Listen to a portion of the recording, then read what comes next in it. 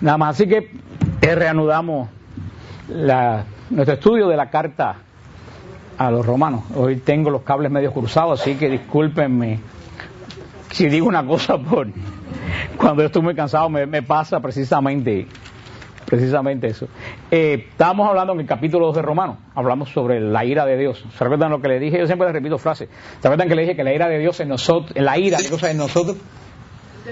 Un defecto. ¿Y en Dios? Una virtud. Porque no entendemos lo que es. Nosotros medimos la ira de Dios como la ira nuestra, pero la ira de Dios no es nuestra ira. Por supuesto, porque Dios es perfecto.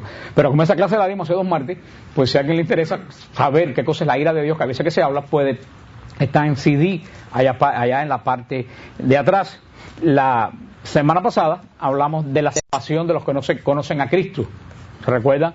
Hablamos de la salvación, cómo se salvan los que no conocen a Cristo. Dijimos, los protestantes, a todo el mundo que no conoce a Cristo, lo meten en una cazuela y lo fríen en aceite. La Iglesia Católica no. La Iglesia Católica dice que si tú no conoces a Cristo, porque nadie te lo ha presentado, el Señor te va a juzgar. ¿Se acuerdan por qué ley? Por la ley natural. Que la ley natural es todo aquello que todo ser humano tiene dentro, porque es imagen de Dios, sea cristiano o no. Que se sabe que no puede robar, que sabe que tiene que honrar al Padre y a la Madre. Esa es la ley natural. Y al que no conoce a Cristo, porque nadie se lo ha predicado, porque nació antes de Cristo, porque ahora nadie le ha predicado a Cristo, el Señor lo juzga por la ley natural. A nosotros nos va a juzgar por la ley del amor, por el Evangelio. Y a los que hacen juicio, pues ¿dónde lo va a juzgar? Por su propio juicio que hizo. Así que el Señor va a juzgar de diferentes maneras. El Señor habla de la forma que también que nosotros entendemos. Cuando hablamos de la Epifanía, ustedes se recuerdan que la acabamos de celebrar hace poco. ¿Cómo le habló el Señor a los pastores? Mira, tienes los cables más cruzados que yo hoy. No le habló por la estrella, eso fue a los reyes. Le habló por los pastores, a los pastores le habló por los ángeles, ¿no? Y ahora sí. ¿Y por dónde le habló a los reyes, Mirta? Por la estrella. Pero fíjate cómo Dios habla de la forma que nosotros podemos entender. Si Dios le habla a los pastores por una estrella, no entienden absolutamente nada. Y si le habla por un ángel a los reyes, que eran paganos, a lo mejor piensan que es un Dios. Dios habla por los medios a que cada uno de nosotros estamos acostumbrados. Ahora, eso sí, está bien claro, una vez que Dios habla y uno tiene un encuentro con Dios, tiene que terminar como los reyes, que se volvieron a su casa por otro camino. Y ellos no se volvieron por ninguna estrella, se volvieron por otro camino. Y por eso que Dios también nos juzga por diferentes vías. Según, porque hay una cosa que la persona se le olvida, que Dios es lógico. Mucha gente es ilógica cuando habla de Dios, pero la primera característica de Dios después del amor, yo creo que es la lógica. Nosotros a veces que ponemos un Dios que es totalmente ilógico, y Dios es profundamente lógico. Yo siempre digo a las personas que la apologética, más que teología, es un 90% de lógica, porque casi todos los ataques a la iglesia carecen de lógica. Y cuando tú te das cuenta, tú dices, pero esto es ilógico lo que están diciendo, que tú les demuestras. El otro día un pobre muchacho que va al gimnasio conmigo, que va a una iglesia por ahí, me dijo, bueno, no, pero es que el problema es que los papas en el siglo I y II perseguían a los cristianos. Digo, pero ¿cómo que los papas en el siglo I y II perseguían a los cristianos si los perseguidos en el siglo I y II eran los papas? Murieron más de 18 papas mártires. Dice, ¿y el papa no era el rey de Roma en el siglo I? Digo, no, hijos, eran los emperadores romanos. O sea, tú ves como la gente se atreven a hacer juicio, y es una persona que predica en su iglesia. Yo quisiera saber qué es lo que dirá. Tenemos historia. Ahora, si eso es un católico ignorante, y si es verdad que los papas en el siglo I perseguían a los... Por eso tenemos que conocer no solo la escritura, tenemos que conocer la historia de la iglesia. Tenemos que conocer una historia de 2000 años que está escrita en blanco y negro. Que yo le digo a las personas, si tú no me crees, busca la Enciclopedia Británica. Nadie puede decir que la Enciclopedia Británica es un libro religioso, un libro científico. Busca ahí los datos.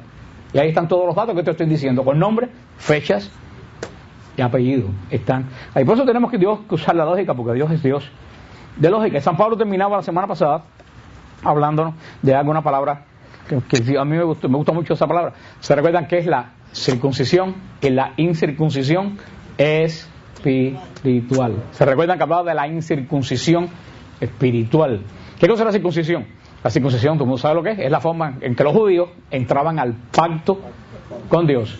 Se cortaba la parte delante del prepucio del hombre, y ahí entraban al pacto con Dios, porque era un pacto de hombres. El primer pacto era un pacto de hombres. Ahora el segundo pacto que hizo Cristo de todos, pero el primer pacto solamente entraban los hombres en el pacto de que hizo Dios con el pueblo de Israel.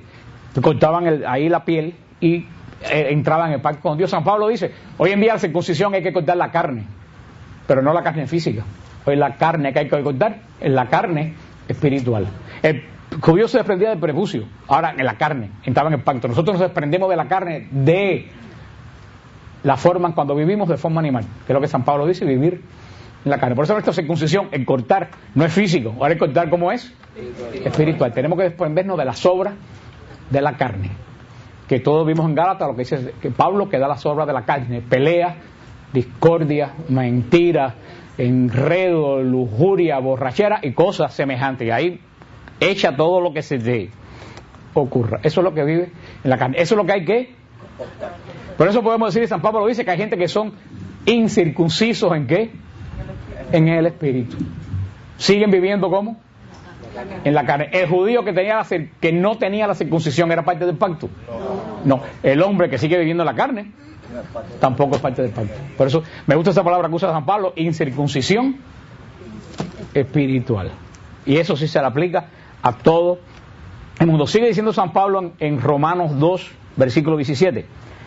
Pero si tú, que te dices judíos y descansas en la ley, que te glorías en Dios, que conoces su voluntad, que disciernes lo mejor, amaestrado por la ley, convencido de ser guía de ciegos, tú, de los que andan en tinieblas, educador de ignorantes, maestro de niños, porque posees en la ley la expresión misma de la ciencia y de la verdad. Pues bien, tú que instruyes a los otros, a ti mismo no te instruyes. Predicas no robar y robas, prohíbes el adulterio y adulteras, aborreces los ídolos y saqueas sus templos. Tú que te glorías en la ley, transgrediendo la deshonras a Dios. Porque como dice la Escritura, el nombre de Dios por causa de ustedes blasfemado entre los gentiles. Hablamos de esto también la semana pasada. Como nosotros con nuestra actitud cristiana podemos dar gloria a Dios cuando otra gente bendicen a Dios a través de las obras que nosotros hacemos. Y podemos también, como dice San Pablo aquí, hacer que la gente blasfemen a Dios por las obras que nosotros hacemos. Y la gente dice, si ese es cristiano, mejor es hacerme mahometano. O sea que hay que tener mucho cuidado, porque entonces el Señor nos va a juzgar por eso. ¿Tú sabes cómo se llama eso? Escándalo. El Señor va, uno de los peores pecados que juzga el Señor después de la falta de amor es el escándalo. Cuando el Señor dice, el que escandaliza uno de estos pequeños, más le vale amarrarse una piedra al cuello. Mucha gente lo interpreta como niño, pero la palabra que usa Jesús en hebreo, él dijo en otro momento, deja que los niños se acerquen a mí, pero que la palabra que usa en hebreo, Jesús en ese momento no es niño, es pequeño. Gente no tiene nada que ver con José. No quiere decir que sean bajitos, son personas espiritualmente pequeñas, que si gente que están menos maduras que tú en la fe. Dice el Señor, si tú le das un escándalo a uno que sea menor que tú en la fe, más te vale no haber nacido. Y eso se aplica a cada uno de nosotros. Mucha gente de escándalo a los que son menores en la fe, con lo que decimos, con lo que hacemos en la misma iglesia, día a día. Por eso tenemos que tener cuidado con el escándalo. Y es lo que hablamos la semana pasada con los bumper stickers de los carros, con la cruz de San Benito. Si tú no vas a tener una vida cristiana, más vale que no te pongas una cruz que te identifique como cristiano, quítatela. Porque entonces vas a estar, ¿qué cosa? Haciendo que los demás blasfemen de Dios. Dice en el capítulo 3 San Pablo en el capítulo 2 habla de la ira de Dios. Ahora San Pablo en el capítulo 3 habla de la justicia de Dios. Dice, ¿cuál es pues la ventaja del judío? ¿Cuál es la utilidad de la circuncisión? Grande, de todas maneras. Ante todo, a ellos les fueron confiados los oráculos de Dios.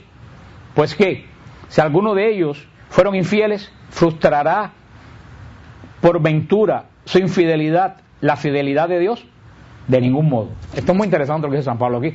San Pablo va a darle, en estos primeros versículos, San Pablo va a darle palo a los judíos. Vuelvo a repetir, cuando San Pablo habla a los judíos, no está hablando del Estado de Israel.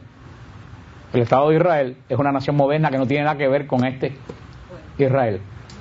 Israel tiene que ver con este pueblo que estamos hablando, de Israel de hoy. Tiene que ver con este pueblo que estamos hoy, tanto como México tiene que ver con el México de Montezuma. ¿La Ciudad de México de hoy tiene algo que ver con el México de Montezuma? No, ocupa solamente el mismo lugar, pero son gente diferente, con cultura diferente. El Estado de Israel es un Estado totalmente moderno, como el de Jordania, como el de Siria, como Nicaragua, como cualquier otro Estado. Cuando aquí se está hablando del Israel del primer pacto.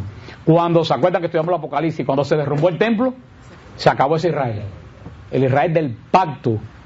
¿Quién es el pueblo de Dios ahora? La iglesia. Y todos los judíos que se bauticen también es parte del pacto. Pero está hablando San Pablo que le daba palo a los judíos de Roma, como le daban Gálatas. ¿Por qué? Porque la iglesia de Roma estaba, más de casi la mitad de la iglesia de Roma era de judíos, la otra mitad eran de gentiles. Pero los judíos venían, ya el cristianismo, hablamos también eso, con una ventaja. ¿Cuál es la ventaja que traían los judíos al cristianismo? Ya conocían la ley, conocían los profetas, conocían al único Dios. ¿Cuál era la desventaja de los gentiles? Venía del paganismo, creían en muchos dioses, la vida no valía nada para ellos, venían con depravaciones morales. Los judíos tenían en ese sentido una, ¿qué cosa? Pero también tenían una desventaja. Junto con el conocimiento de Dios, traían malos vicios en el sentido espiritual, una mala interpretación de la ley. Al mismo tiempo que traían cosas buenas, traían cosas malas. Decían que los gentiles tenían que pasar por la antigua ley antes de entrar en la primera, y por eso Pablo primero le va a dar unos palos aquí tremendo a los judíos, en esta parte primero la carta de los romanos, pero ahora dice, y esto también se aplica a la iglesia, porque para entender la iglesia hay que entender Israel. Vuelvo a repetir, no el Israel del hoy, el Israel del primer pacto. Hay que entender, si tú no conoces a Israel del primer pacto, tú no entiendes a la iglesia, porque ¿se acuerdan lo que dijo San Jerónimo? Que el nuevo pacto está en el antiguo pacto, como el fruto está dentro de la flor. ¿Cuál es la flor? El antiguo pacto. ¿Cuál es el fruto? El nuevo pacto. La flor se nutre y crece ¿de dónde? El fruto se nutre y crece ¿de dónde? De la flor.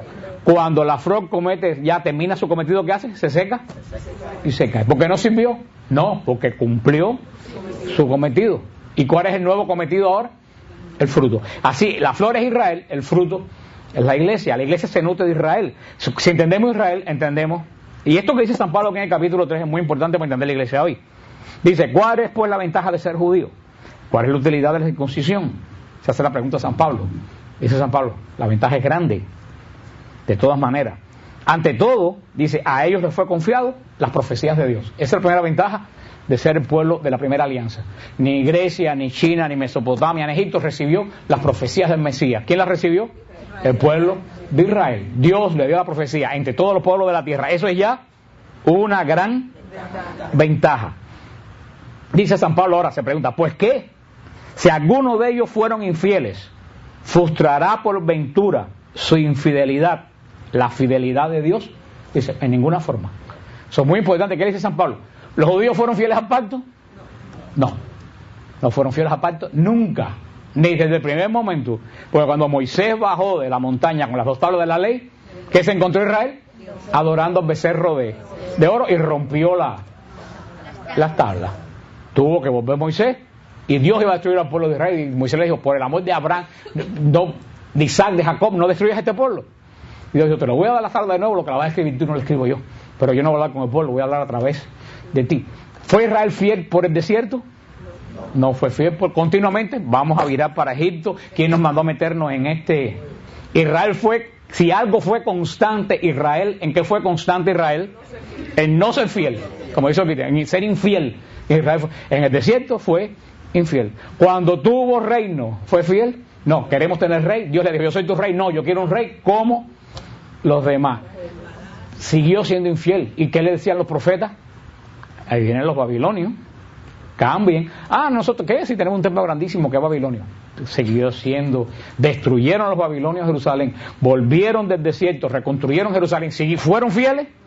Ni modo. Y terminaron haciendo lo último. Mataron al Mesías que estaba esperando. Y después que mataron al Mesías que estaba esperando, se ensañaron en tener un templo que ya no tenía función. O sea, fueron. Ahora lo que dice San Pablo es muy importante. ¿Por eso dejaron de ser el pueblo de Dios? No. Dice San Pablo, en ninguna forma. La infidelidad de ellos no hace a Dios infiel. ¿Ustedes entienden eso? Israel puede ser infiel, pero Dios siempre es fiel. Dios no se buscó otro pueblo. Dios no se fue que dice, no me voy para el vecino, me voy para Egipto, me voy para Mesopotamia. No. Dios le daba palo. Llegó un momento que el profeta Isaías, Dios dice por boca de Isaías, Israel, ya no sé dónde te voy a dar un palo. Está lleno de chichones, de almoratas, y sin embargo tú no acabas de entender ni de doblar las rodillas. Dios dio palo hasta que el pacto se acabó. El pacto se acabó porque mataron al portador del pacto. O sea, se agotó de todas formas. Pero fíjate, esto es muy importante. La infidelidad de Israel no provoca la infidelidad de Dios. Dios siempre es fiel. Y ahora me hago la pregunta: ¿hubieron malos sacerdotes en Israel? Desde el principio, los hijos de Elí eran unas marugas, como decían allá en Cuba. Los hijos del sacerdote Elí eran unas buenas perlas. Dice que se acostaban con las mujeres que iban a presentar las ofrendas y se comían las ofrendas de Dios. Los hijos de Abiate y Abiú, los sobrinos de Moisés, presentaron un fuego pagano en el santuario. Y no muy lejos la historia. ¿Qué eran Anás y Caifás? Un par de bandoleros. Tanto que un año al otro los dos se turnaban el sacerdocio. Un día el suegro y otro día el nuero. Se turnaban el sacerdocio. Yerno, whatever. Ustedes entendieron lo que yo quería decir. Ustedes me entendieron. Eran los dueños de los negocios que estaban alrededor del templo. Por eso que cuando Cristo vuelca las mesas, ellos se ponen eran un desastre. ¿Dios incumplió el pacto? No. ¿Quién fue quien incumplió sistemáticamente el pacto? Israel. Ojo, ¿por qué le estoy haciendo este hincapié? La iglesia ha tenido 300 problemas, pero porque la iglesia haya tenido 300 problemas, nunca deja de ser el pueblo de Dios. Porque aunque nosotros seamos infieles, Dios es siempre fiel. ¿Ustedes entienden eso? Sí. Para que nadie se escandalice. Si hubo escándalo en la iglesia, hubo escándalo en Israel. Y vaya si hubo escándalo en Israel. Y Dios nunca quitó la fidelidad del pueblo con que hizo su pacto. Dios, porque la iglesia hayan malos sacerdotes, porque hay algún mal obispo, que gracias a Dios son los menos, porque hayan malos laicos, no por eso Dios incumple el pacto, porque si Dios incumple el pacto, Dios fuera exactamente igual que nosotros. Dios siempre es fiel al pacto que hace. ¿Y el testimonio lo tenemos dónde? ¿Dónde tenemos el testimonio anterior? En Israel. Para cuando ustedes le digan eso, la iglesia está llena de sinvergüenza, sí hay muchos sinvergüenza, pero Dios no incumple el pacto, y el pacto la hizo con nuestra iglesia, porque podemos probar históricamente una línea de 2000 años de nosotros hasta el apóstol Pedro. Detrás del apóstol Pedro, ¿quién está? Cristo, con quien el Señor hizo el pacto. Ninguna iglesia puede aparecer 2000 años después a reclamar que en un hueco histórico 2000 años ellos tienen un pacto. Porque si el Señor espera, como dijo el zángano ese del que se dice el Cristo del Doral, el demonio ese que está en el Doral, porque dice que Cristo resucitó, lo oí yo, nadie me lo dijo, Cristo resucitó y después por 2000 años cogió vacaciones hasta que descendió en él. Eso aparte de ser no herejía, eso es abominación, eso es más que herejía, eso es abominación. Herejía es decir que la Eucaristía no existe o que la María no, eso es herejía, eso no, eso es abominación y de las grandes. Y de las grandes. Dios no incumple su pacto porque no lo incumplió. Eso le tiene que dar claro también a ustedes, que nosotros seamos infieles no quita que Dios es infiel. Yo peco continuamente y soy infiel, sin embargo Dios nunca rompe su pacto conmigo. Siempre me da un plazo más para que yo recapacite y entre en el pacto con Él.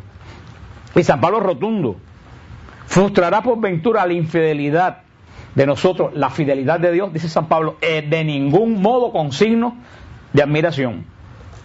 Dios tiene que ser veraz, y todo hombre mentiroso, como dice la Escritura, para que sea justificado en tus palabras y triunfes al ser juzgado. Pero si nuestra injusticia realza la justicia de Dios, ¿qué diremos? ¿Será acaso Dios injusto a descargar su ira? De ningún modo. Esto también tiene mucho que ver, porque si Dios es fiel, aunque nosotros seamos infieles, Dios es fiel a la hora de juzgar. No hay excusa. Si Dios es fiel, nosotros no tenemos excusa para decir, ay, tú eres fiel, pero yo fui infiel. No hay excusa. Porque el primero que puso la cara y la vida fue Cristo. No hay excusa. Antes de que Cristo viniera al mundo, pudiéramos decir, ah, Señor, tú no entiendes lo que yo estoy pasando. Pero después que Cristo vino a la tierra, nadie puede decir a Dios, tú no entiendes lo que yo estoy pasando. ¿Tienes cáncer y te vas a morir? Te vas a morir en aire acondicionado y con calmante. Jesús murió en una cruz que la espalda no la podía pegar porque se raspaba la espalda, y clavado y embarrado en porquería y en orina y en suciedad. Estoy poniendo en el peor Te abandonó tu mujer, tu marido, perdiste el negocio. A Cristo todos los 12 apóstoles que lo llamó, uno lo traicionó y 10 lo dejaron solo. Cristo sanó a 11 leprosos y dijo, ¿y dónde están los otros 9? A 10, ¿dónde están los otros 9? Que ni uno solo viró y era extranjero. O sea, te quedaste sin casa, perdiste la casa, perdiste el negocio, por lo que sea. Cristo dijo, hasta la zorra tienen un hueco donde descansar y yo no tengo. O sea, todo lo malo que tú puedas pasar, ya Cristo lo pasó. Por eso Cristo nos entiende. Y Cristo, a pesar de todo lo que pasó, siguió siendo fiel. Y la gran batalla de la fidelidad de Cristo, ¿dónde fue? Fue un poquito antes de la cruz. Fue en Getsemaní. Ya en la cruz ya no había marcha atrás. En Getsemaní fue la gran batalla de la fidelidad. Cristo podía haber dicho, no sigo. Por supuesto, si eres Dios. Puede haber dicho, Padre, busca otro plan, no va. Sin embargo, Cristo siguió siendo extremado. Hasta tú puedes decir, mira que yo clamo a Dios y Dios no me oye. ¿No lo han dicho? Todos lo hemos dicho. Cristo clamó a su Padre en Getsemaní y Dios no le contestó. Porque eso era una batalla de Cristo con Él mismo. Cristo fue, y esa es la redención. ¿Qué cosa es la redención? Cristo nos demostró, Él mismo, no lo mandó en un libro. Porque dice San Pablo aquí, es muy fácil decir no roba y después robar.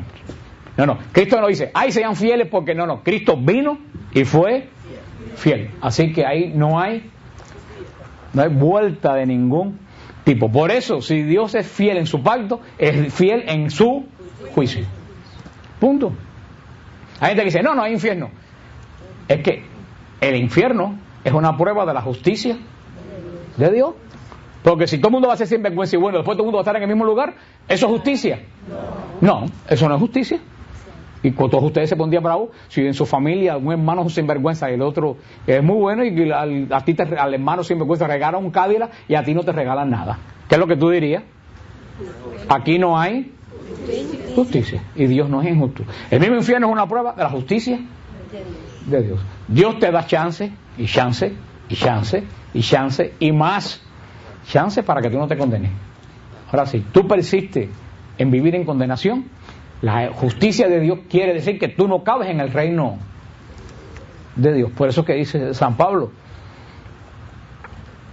¿será acaso injusto Dios al descargar su ira? Dios no es injusto al descargar su ira, que es lo que ha hablado San Pablo, porque la ira de Dios es rechazo a lo que es malo. Nuestra ira es bravura por algo que nos hicieron. Nosotros podemos tener ira por algo bueno que no nos gustó. La ira de Dios es rechazo a lo que es malo. Por eso dice que Dios también es justo en la ira. Dice, pero si con mi mentira, dice diciendo San Pablo aquí en el versículo 6, pero si con mi mentira sale ganando la verdad de Dios para gloria suya, ¿por qué razón soy también yo todavía juzgado como pecador?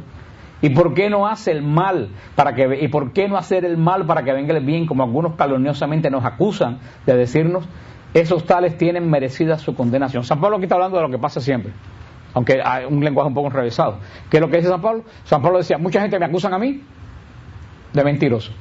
Sin embargo, la gente que me acusan de mentiroso no prueban que yo soy mentiroso. Entonces San Pablo está dando irónicamente, si la mentira que yo digo hace el bien, la voy a seguir.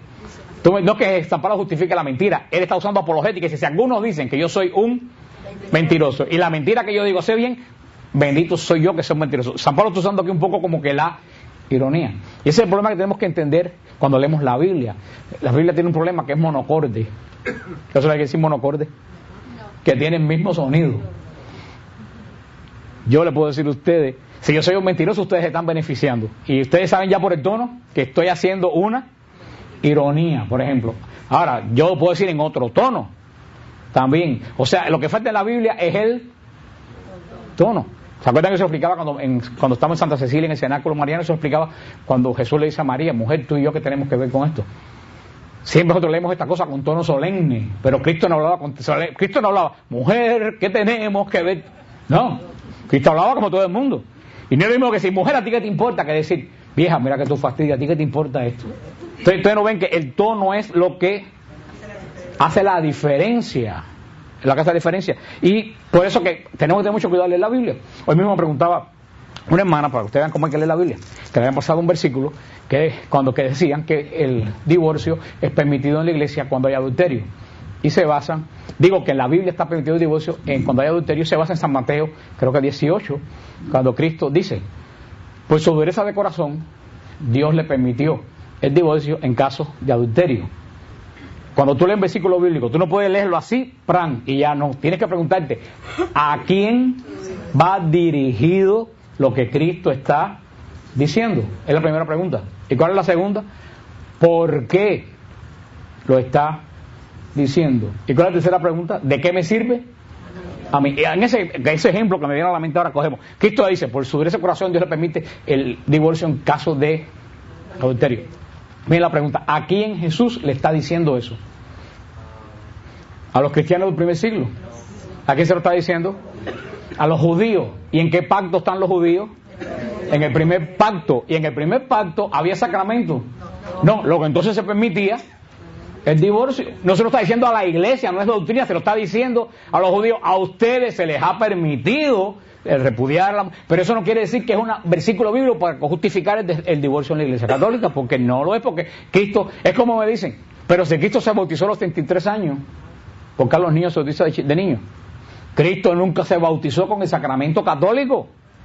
Cristo usó un rito judío que usaba Juan Bautista, pero Cristo jamás se bautizó sacramentalmente. El sacramento del bautismo es otra cosa que empezó cuando, después de Pentecostés.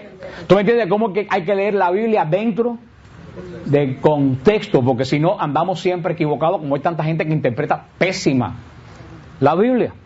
Sigue diciendo San Pablo en Romanos 3:9. Entonces, ¿qué? ¿Llevamos ventaja? No del todo. Pues ya demostramos que tanto judíos como griegos están todos bajo el pecado, como dice la Escritura. No hay quien sea justo, ni siquiera uno. No hay un sensato, ni hay quien busque a Dios. Todos se desviaron a una y se corrompieron.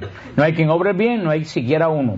Sepulcro ha abierto su garganta, con su lengua urden engaños. Venenos de serpiente bajo sus labios. Maldición y amargura rebosa su boca. Ligeros sus pies para derramar sangre. Ruina y miseria son sus caminos. El camino de la paz no lo conocieron. No hay temor de Dios ante de sus ojos. La verdad que esto es un catálogo de espanto. San Pablo está utilizando citas de los Salmos. ¿Por qué le dice San Pablo? ¿Qué cosa entonces? Los judíos llevamos, San Pablo ahora llevamos, porque eres judío. Y esta carta dice, llevamos los judíos ventaja, dice San Pablo, tampoco llevamos ventaja porque todos somos pecadores, tanto judíos como gentiles. Dice San Pablo, en esta carrera, tanto los que llegaron ahorita como nosotros que tenemos siglos estamos a la par, porque todos somos constituidos. Ven el razonamiento que está siguiendo San Pablo. Y fíjate que interesante, y esto es muy interesante, aquí con ese Salmo, no hay nadie que sea justo, ni siquiera uno. Sin embargo, ¿qué dice la Biblia de José? Fue un hombre justo. ¿Y qué dijo de Abraham? Fue un hombre justo. Por eso tú tienes que entender cómo la Biblia habla, porque la Biblia está usando un lenguaje oriental de hace 4000 años. Ellos no hablaban como nosotros. La forma oriental de hablar es hacer una cosa bien grande para que sea en contraste con otra. ¿Tú me entiendes lo que quiere decir? Ellos dicen, no hay ninguno justo. ¿Para qué? Para tener el concepto que ser justo es muy difícil. Pero no quiere decir imposible porque ese cabrón fue justo. ¿Entiende cómo? Dice, todos los hombres somos constituidos pecadores. Ah, María está en pecador. No, está diciendo que todos somos pecadores para decir que la inmensa mayoría estamos marcados por el pecado. Esa es la forma oriental de hablar hasta el día de hoy. Y muchas veces también nosotros los cubanos también tenemos esta forma de hablar. Y otros latinos también. Así que decimos, ¿cuánta gente fueron al grupo? Fueron 1 millón de gente. ¿Aquí hay 1 millón de gente? No. Cuando decimos que fue 1 millón de gente, ¿qué queremos decir? Fue mucha gente. Por eso la Biblia tú no puedes leerla ta y ta. Porque siempre estás de doctrina falsa en doctrina, pero no más falsa. Si la lees así, tú tienes que meterte en el centro. Por eso que la iglesia es muy sabia cuando dice que la Biblia no se puede leer uno solo. Porque hace más daño que bien. Porque una persona que la lee sin conocer lo que dice la Biblia, se pasa la vida entera de mal concepto, un peor concepto. Por eso falta la guía de la iglesia. Sigue diciendo el San Pablo en el versículo 19. Ahora bien, sabemos que cuanto dice la ley, lo dice para los que están bajo la ley, para que toda boca enmudezca y el mundo entero se reconozca reo ante Dios, ya que nadie será juzgado ante él por las obras de la ley, pues la ley no da sino el consentimiento del pecado. Eso es tremendo con lo que está terminando San Pablo el capítulo 3 hablando de los judíos. Fíjate lo que dice San Pablo. ¿El Señor va a juzgar por la ley a todo el mundo? No, va a juzgar por la ley ¿a quiénes? A los judíos que están bajo la ley, dice San Pablo.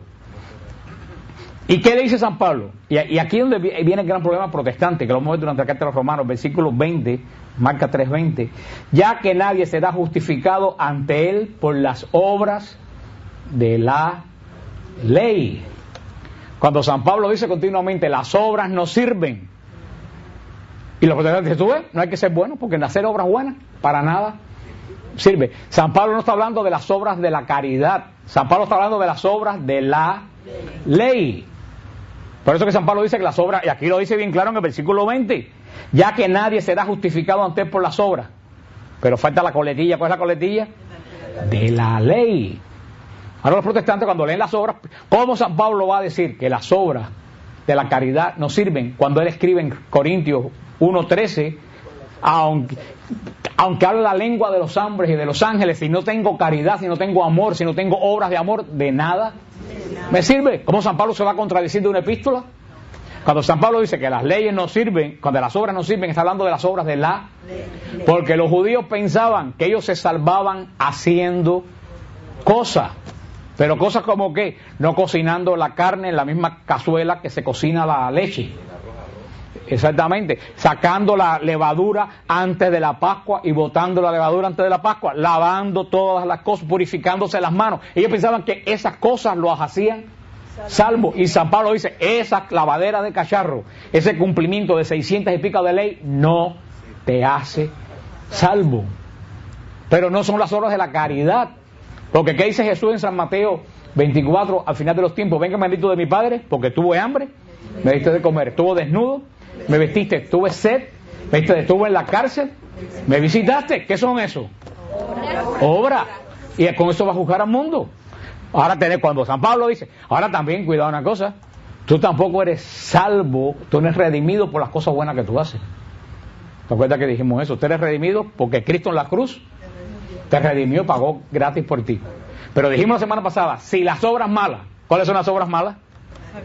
El pecado. Si las obras malas te llevan al infierno, ¿te llevan o no te llevan? Sí. ¿Por qué entonces las buenas no me van a llevar al cielo? Sería injusto. Si las malas te llevan al infierno, las buenas te llevan al cielo. Porque Dios mide tu fe no por lo que tú dices, decimos mucha bobería, sino por lo que tú haces. Pero cuando San Pablo está diciendo aquí, no te justificas. ¿Te acuerdas de la justificación? Cuando nosotros nos hacemos justos, cuando nos hacemos perfectos delante de Dios. ¿Por qué Dios nos mira justo? Porque Él nos mira a través de ¿quién? De Cristo. Puede ser, tú no te justificas porque dice, Señor, mira lo bueno que soy. Tú te justificas porque Cristo está delante de ti, hombre, te justifica a ti. Los judíos pensaban que ellos se justificaban. ¿Se acuerdan la oración del publicano y del fariseo? A mí nunca se me olvida esa oración. Eso 3 veces al día me acuerdo de ella. El publicano delante, porque era carismático, con las manos para arriba. Gracias, Señor. Gracias. ¿Por qué? Porque tú eres bueno. No, porque yo no soy como aquel que está allá atrás. Yo diezmo, yo vengo al templo. ¿Y qué decía el pecador? Señor, ten misericordia de mí. Dice que ¿quién se justificó? El que habías pagado el diezmo no se justificó. El que se reconoció. Muchas veces yo le digo, hermanos míos protestantes, hermano, tú estás como la oración del publicano. Gracias, Señor, porque yo no soy como los católicos. Yo encontré cuidado, que el que salió justificado es el que estaba atrás. Esa es la oración de la soberbia. Dice San Pablo, ya que nadie será justificado ante él por las obras. Y ahora viene la parte que San Pablo hemos sacado en Gálatas. Pues la ley no da sino conocimiento del pecado. Fíjate lo que dice San Pablo. La ley solamente da conocimiento del pecado. Les pongo un ejemplo. Alguien me explicó el otro día.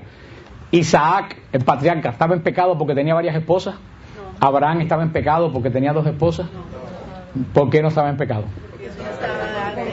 Porque no habían dado la ley. No habían dado los 10 mandamientos, lo dieron 600 años después. Si en una esquina no hay un stop, ¿cómo yo te voy a decir que tú tienes que parar ahí?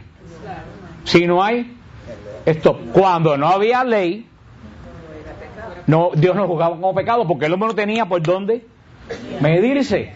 ¿Ustedes entienden eso? Ahora cuando ponen la ley, te da, fíjate, esto es muy importante, la ley te da ¿qué cosa? Conocimiento de lo que es bueno, pero conocimiento de lo que es malo, luego entonces la ley te da conocimiento del pecado.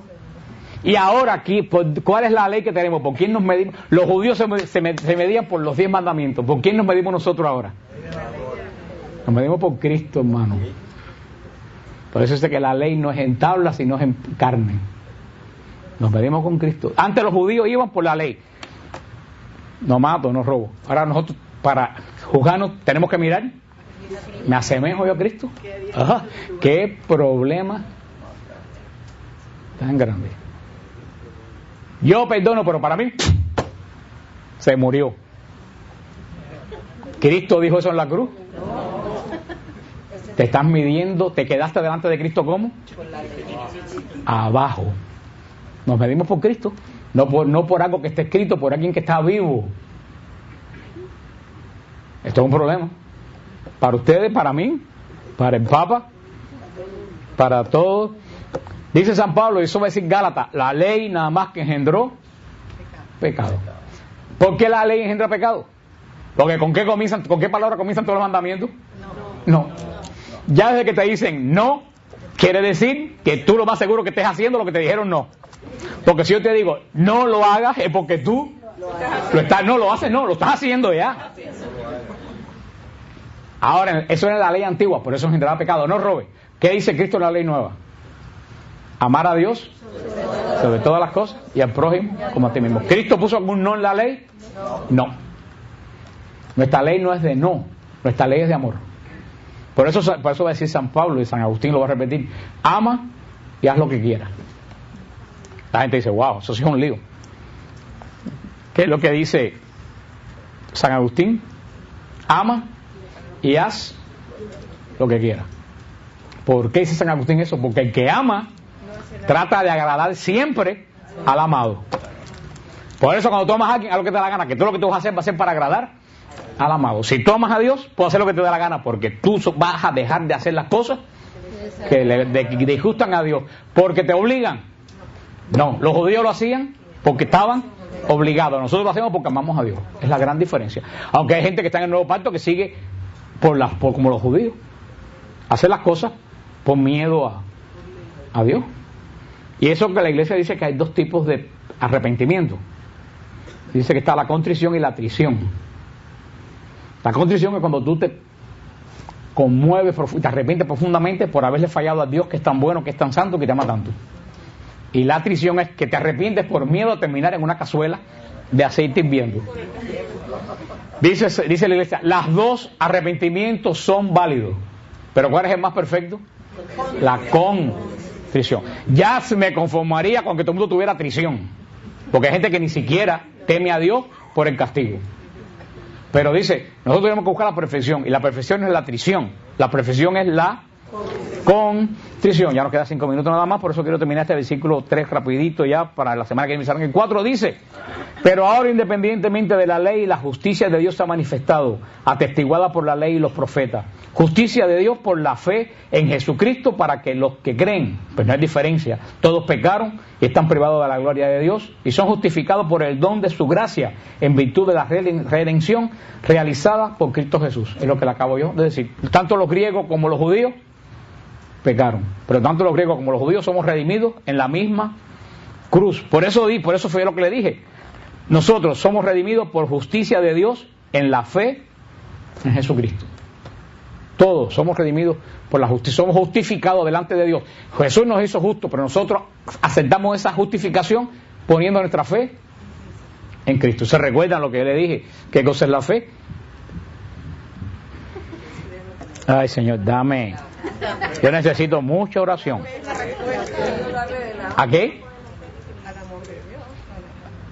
Esa es la respuesta. La fe es la respuesta a la gracia. Tienen que grabarse eso. La fe es la respuesta del hombre a la gracia. Dios nos da a todo el mundo la misma gracia. ¿Qué cosa es la gracia de Dios? La amistad de Dios hacia nosotros. ¿En el Antiguo Testamento había gracia? No, Dios estaba separado por el pecado.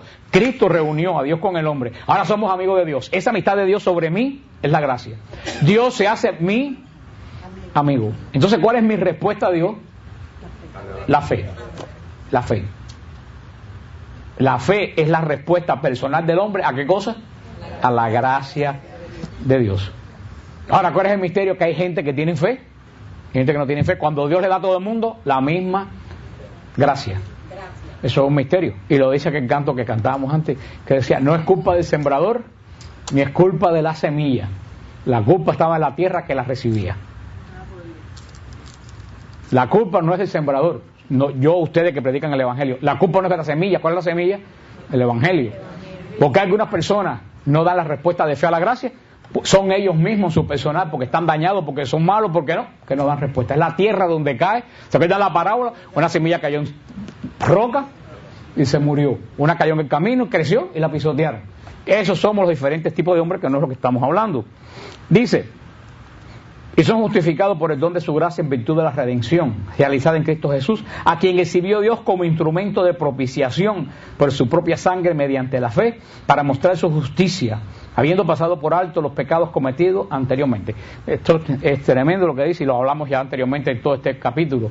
Dice que la justificación esta fue exhibida. ¿Dónde fue exhibida nuestra justificación? En la cruz de Cristo, en lo alto del Monte Calvario. Está puesta ahí para que, en exhibición, la cruz, para que todo el mundo vea que en ese hombre, la cruz, ese hombre Dios en la cruz, nosotros hemos sido justificados y redimidos. Dice San Pablo, ¿dónde entonces está el derecho a gloriarse? Queda eliminado. Tremendo. Dice San Pablo, ¿dónde está el derecho a gloriarse? San Pablo se hace muchas preguntas, son preguntas retóricas, y él se responde. ¿Qué se responde? Queda. ¿Por qué hay derecho a gloriarse? Es decir, mira qué bueno soy yo. Olvídate, tú no eres bueno. Bueno es Cristo. Nadie aquí es bueno por nuestra naturaleza, porque nuestra naturaleza está manchada por el pecado. Muchas veces para ser bueno tenemos que pujar. Muchas veces para ser bueno hay que pujar, porque es más fácil ser malo. Es más fácil ser malo. Para ser bueno hay que pujar. Pero si yo soy bueno y yo estoy pujando, no es porque yo sea bueno, porque mi tendencia es a mal. Es porque Cristo me da la gracia de ser bueno. Por eso dice San Pablo, nos gloriamos. Hay gente que se creen por ahí que son el ala derecha del Espíritu Santo, porque es la paloma que puso el huevo donde nació el Espíritu Santo. Sí, hay gente por ahí que se creen que hay que caminar echándole. Y ustedes tienen mucha culpa que esa gente se lo crea, porque ustedes son unos babosos. Y se pasan la vida, ay, qué bueno tú eres, ay, qué lindo tú hablas. Sin ti se acaba la iglesia en Miami. Ustedes son culpables que los predicadores se echen a perder. Porque aunque te crean que no, esa vanagloria va como una gota en una piedra. Y a la larga tú dices, ¿de verdad que seré yo tan bueno? Y hasta alguna vez dice, déjame aguantarme, no voy a elevarme. Cuando viene te lo cree. Por eso es San Pablo. Y San Pablo hace unas preguntas aquí muy ciertas. Muy ciertas. Dice, ¿dónde está el derecho a gloriarse? Queda eliminado.